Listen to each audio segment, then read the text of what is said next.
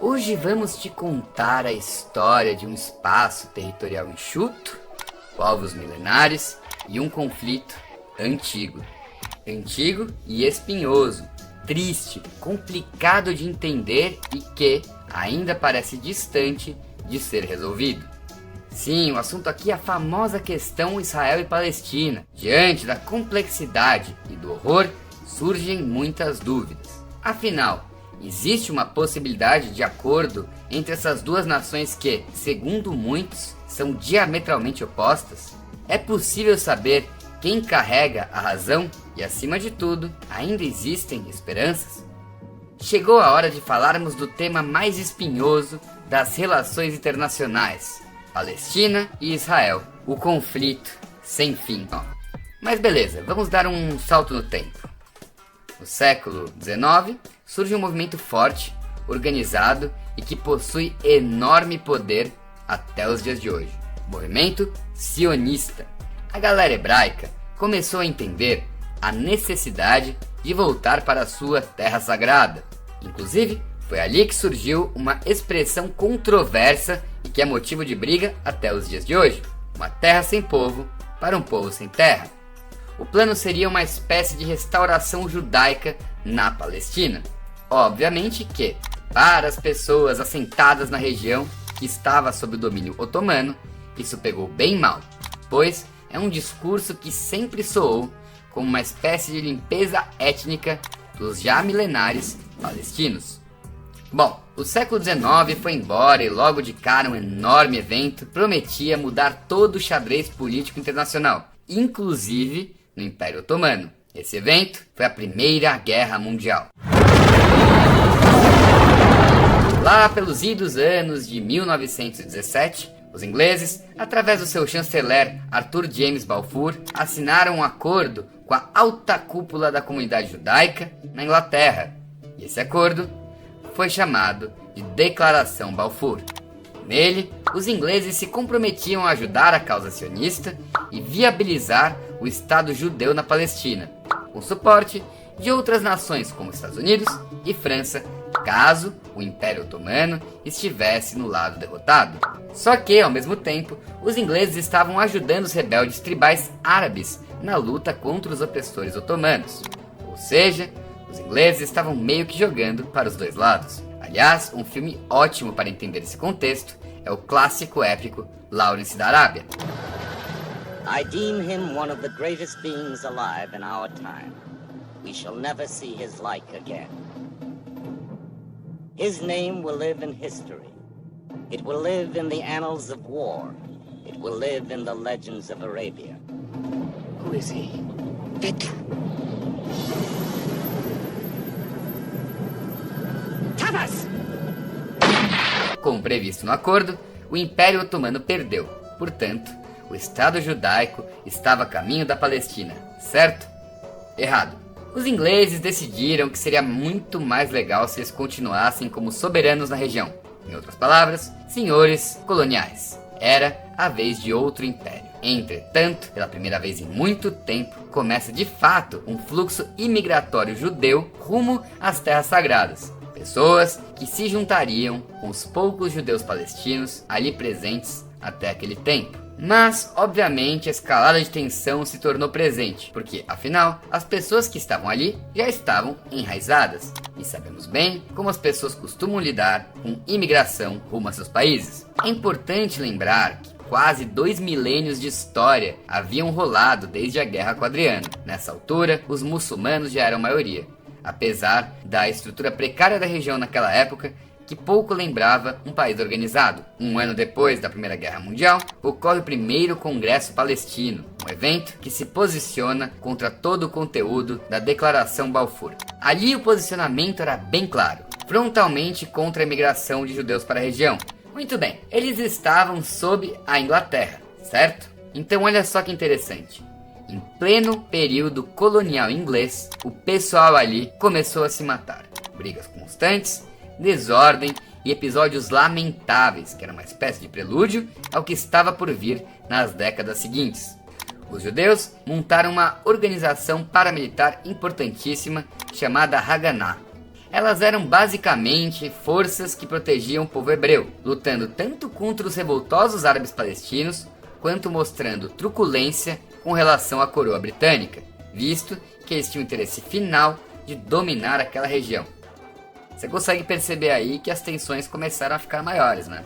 Um pouco mais pra frente, em 1929, ocorreu uma espécie de point of no return, que degringola de vez a relação entre palestinos e judeus. Os árabes mataram 67 judeus no dia 24 de agosto daquele ano, impedindo o acesso ao Muro das Lamentações. O motivo do levante, segundo os árabes, foi o fato de que os judeus supostamente estavam planejando um ataque coordenado à mesquita de Al-Aqsa. Isso fez com que o Haganah crescesse e se tornasse um grupo paramilitar extremamente eficiente e perigoso, que ao final da década de 40 foi o embrião fundamental para a temida IDF, Israel Defense Forces, uma das organizações militares mais poderosas do planeta. Mas calma, ainda estamos na década de 30. Na década de 30, sobe ao poder na Alemanha uma figura-chave nessa história, o austríaco nazista Adolf Hitler. É impossível falar do nascimento do Estado moderno de Israel sem falar de Hitler e seu projeto de genocídio.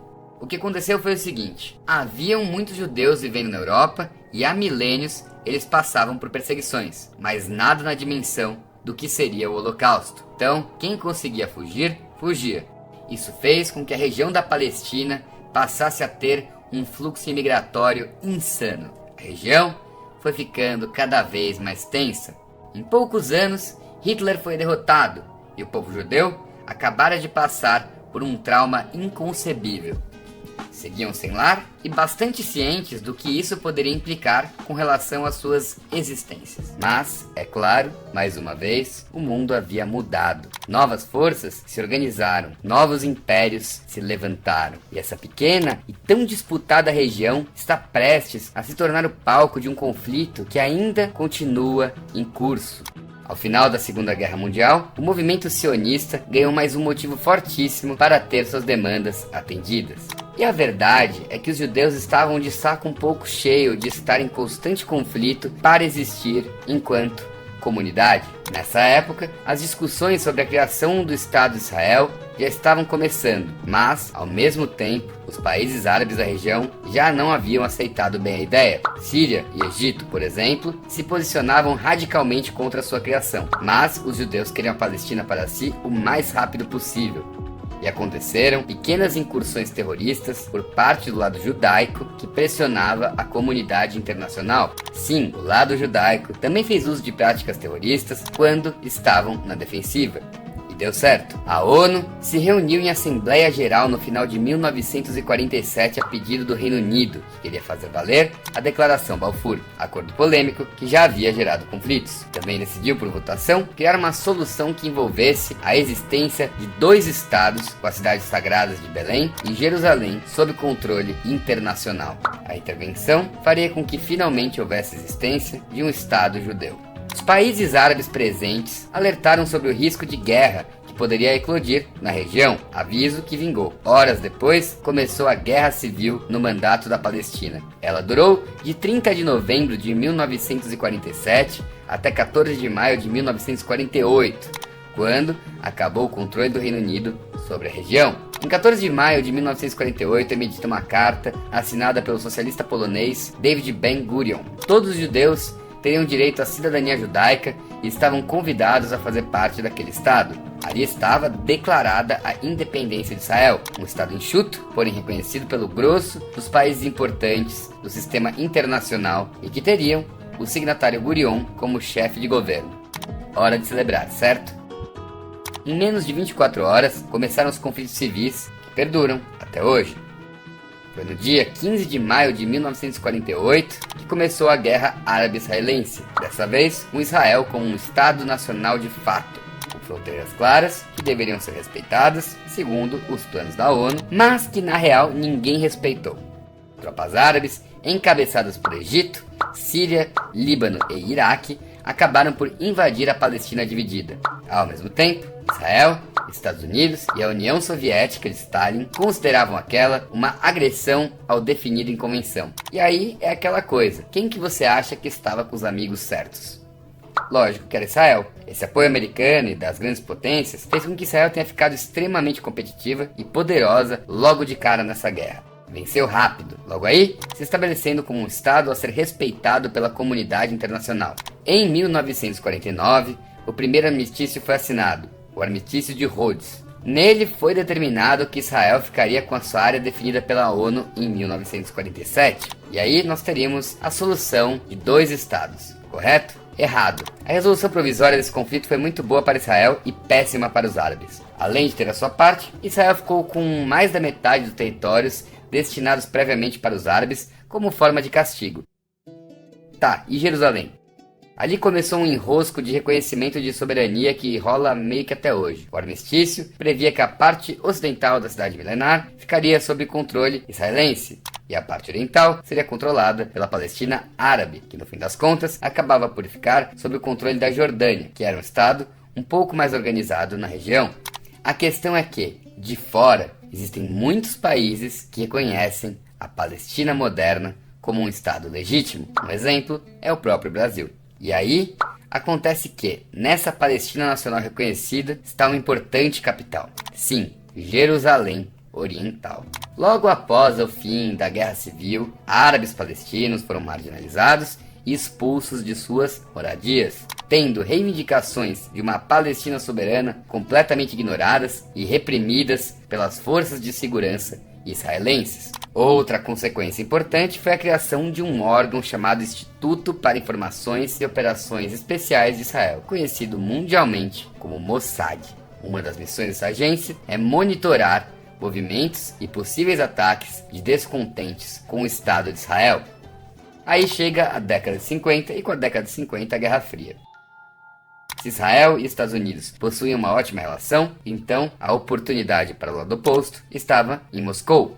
Por esse motivo, os militantes palestinos se aproximaram da União Soviética, recém-livrada de Stalin, que havia falecido em 1953. Enfim, a década de 50 foi o início da atuação de um jovem engenheiro palestino nascido no Egito, membro da Irmandade Muçulmana, militante árabe com um método de combate comunista e que é até os dias de hoje o maior símbolo da causa palestina. Seu nome, Yasser Arafat.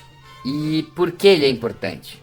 Bom, foi ele que criou pela primeira vez uma unidade orgânica nacional, um sentimento de Estado soberano e forte da Palestina, que não precisaria da tutela de ninguém e que conversaria em pé de igualdade com nações irmãs muçulmanas da região. Também seria ele que viria a fundar o Fatah, um partido político importantíssimo que, apesar de ter nascido com uma vocação de combate, é nos dias de hoje um partido moderado, com forte diálogo com a comunidade internacional. Arafat ali no começo era visto como um terrorista e vivia na clandestinidade, pingando de país em país, sendo caçado. Aliás, em 1964, ele foi além e fundou a Organização para a Libertação da Palestina, uma organização paramilitar que pegaria em armas para enfrentar o domínio de Israel. Em 1956, Israel continuou com seus planos expansionistas. No Egito, estava no poder um coronel chamado Gamal Abdel Nasser, e ele era, basicamente, um chefe de Estado simpático à União Soviética. Uma forma de se posicionar no xadrez político internacional interessante que o coronel encontrou foi a nacionalização do Canal de Suez e o consequente sufocamento econômico de 3 atores internacionais: França, Israel e Reino Unido. A medida fez com que o porto israelense Eilat ficasse estancado e o acesso de Israel ao Mar Vermelho completamente dificultado, ferrando a França e o Reino Unido por tabela. Isso gerou reação. Israel invadiu o local, atropelando as tropas de Nasser. Entretanto, ele era uma figura astuta no campo da diplomacia e se colocou como um fantoche da União Soviética, que acabou por ameaçar uma guerra total na região do Sinai. Daí, os Estados Unidos fizeram um cálculo político e, eventualmente, chegaram à conclusão de que não valia a pena entrar em confronto direto com a União Soviética. E daí, pressionaram os invasores a se retirar do Sinai, o que de fato aconteceu. Esse episódio fez com que árabes e israelenses chegassem a um novo patamar em termos de perigo para a segurança internacional, já que foi aí que a União Soviética tomou gosto pela causa árabe. Nasser era influente, em especial na faixa de Gaza. Após a Guerra do Sinai, Nasser, bancado pelo Kremlin, criou a República Árabe Unida. Muito bem, é aí que rola outra guerra em 1967, a Guerra dos 6 Dias, que de fato durou só 6 dias, mas que mudou tudo. O Estado de Israel percebeu um forte crescimento da política nasserista e ficou incomodado com a proximidade que o coronel tinha com a Jordânia. Os judeus temiam uma invasão árabe comandada por Nasser e usaram isso como pretexto para, no dia 5 de junho de 1967, Israel autorizar a Operação Foco na região do Sinai. Foram bombardeios organizados a bases da Força Aérea Egípcia. Para prejudicar o Egito e os palestinos árabes, os israelenses também tiraram a faixa de Gaza do controle dos egípcios e nunca mais cederam a ninguém. Outra ação militar tomada foi a ocupação da totalidade de Jerusalém, anexando a porção oriental que segue inegociável hoje em dia. A Jordânia e o Egito acabaram se tornando os maiores refúgios para os palestinos após a Guerra dos 6 Dias. Em seguida, Israel decidiu instalar assentamentos na faixa de Gaza, como uma forma de controle sobre a atividade econômica da região. Essa foi uma importante estratégia geopolítica, visto que o local faz fronteira com o inimigo de sangue, Egito. Finalmente, os judeus tinham controle total sobre a cidade de Jerusalém. Entretanto, em novembro de 1967, saiu a famigerada Resolução 242 das Nações Unidas. Nela, a ONU determinou a Israel a retirada das tropas do território ocupado e a responsabilidade para com o problema dos refugiados palestinos. Mas, como podemos perceber, Israel ignorou. Isso fez com que os defensores de um Estado palestino acusassem o Estado hebreu de violação dos direitos humanos, não respeito à autodeterminação da região da Cisjordânia, da faixa de Gaza e da receptação indevida da cidade de Jerusalém. Problemas mais do que atuais, porque hoje, junho de 2021, enquanto eu gravo este vídeo, Israel segue sendo acusado pelas mesmíssimas coisas. Voltando aos conflitos, os anos 70 chegaram e com eles a Guerra de Yom Kippur, de 1973. O substituto do coronel Nasser, Anwar Sadat, queria frear de vez a expansão israelense. De novo, o Sinai era o alvo. A região foi atacada pelas forças egípcias e sírias com o forte apoio da União Soviética. Mas naquela altura você podia chamar a União Soviética ou quem quer que fosse, já não adiantava mais. Os hebreus eram melhores em organização, em método, tinham mais dinheiro, mais poder no exército e, é claro, mais armas. Ou seja, o Egito virou freguês de Israel. Entretanto, essa guerra teve consequências políticas importantes. Internamente, cansaram a política anti-sionista e iniciaram um processo de abertura chamado Infitah, uma espécie de abertura econômica no Egito, com distanciamento da União Soviética. Foi aí que o improvável aconteceu. O Egito acabou por mudar internamente e em 1978 houve o Acordo Camp David, um estabelecimento de relações diplomáticas com Israel. Esse foi o primeiro país árabe a reconhecer Israel desde sua independência.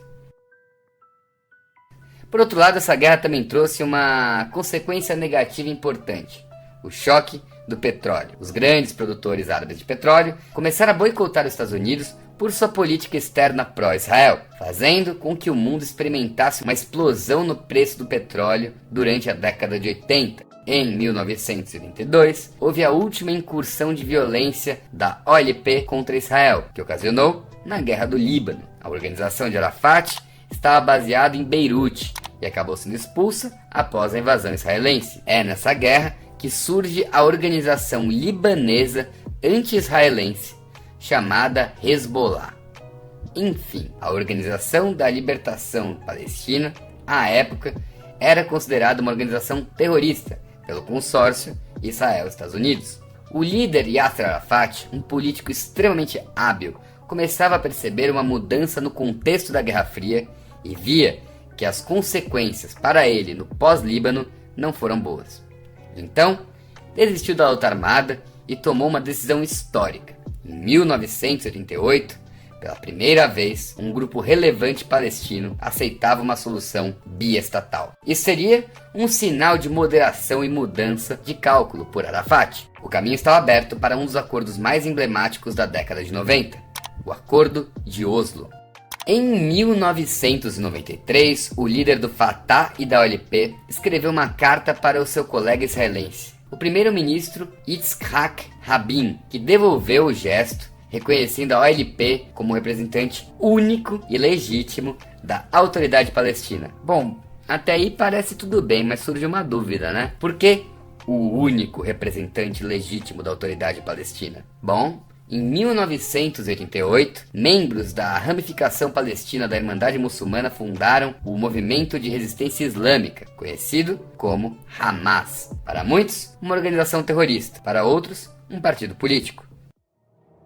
Bom, o Hamas seria uma espécie de rival direto do Fatah e da OLP, disposto a uma briga armada contra o Estado de Israel. Ao contrário do Fatah, que era uma organização de liberação laica, pragmática e que queria a existência da Palestina nacional sem grande influência religiosa, o Hamas é um partido, organização paramilitar. Então o tal acordo de Oslo previra a retirada de israelenses da faixa de Gaza e da Cisjordânia, juntamente com seus assentamentos. Seria criado ali o governo interino da autoridade palestina e as questões de refugiados seriam contempladas com a facilitação da volta para casa de muitos árabes palestinos. Ou seja, pela primeira vez, árabes palestinos e israelenses conversaram em alto nível governamental. Graças a esse esforço, Rabin e Arafat foram premiados com nada menos do que o Prêmio Nobel da Paz. Ou seja, o Acordo de Oslo deu muito certo no final das contas, né?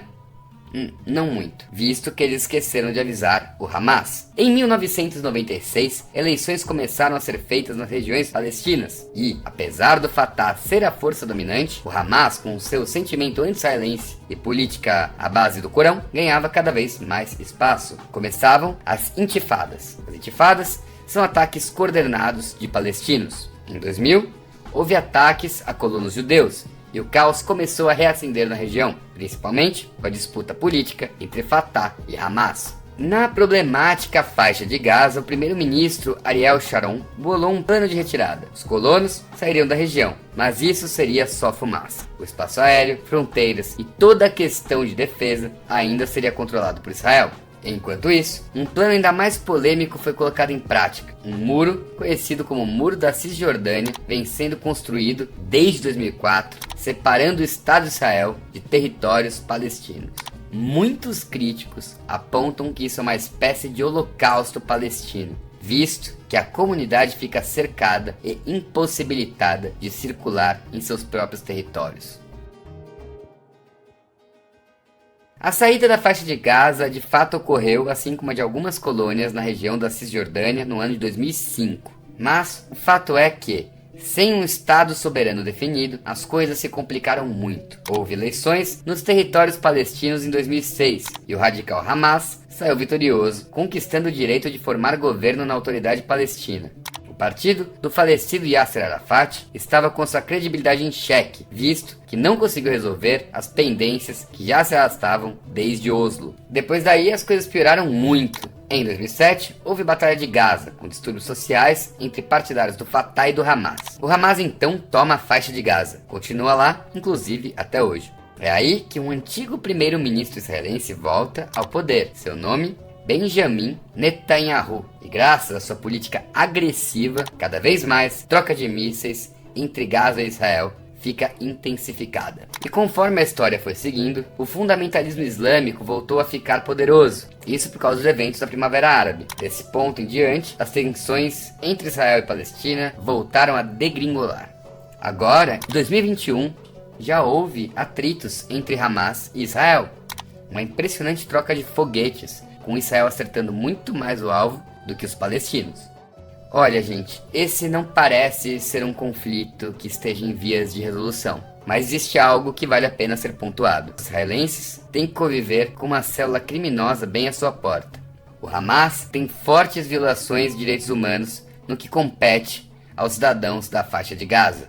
Hoje, os palestinos se tornaram muito próximos do que foram os judeus por tanto tempo, um povo sem terra e em risco constante.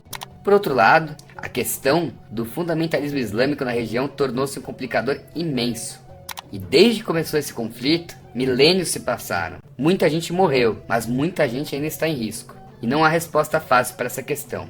Apenas esperanças de que os ânimos se moderem, os abusos diminuam e que esses povos possam aprender a conviver nesse tão pequeno e disputado trecho de terras sagradas.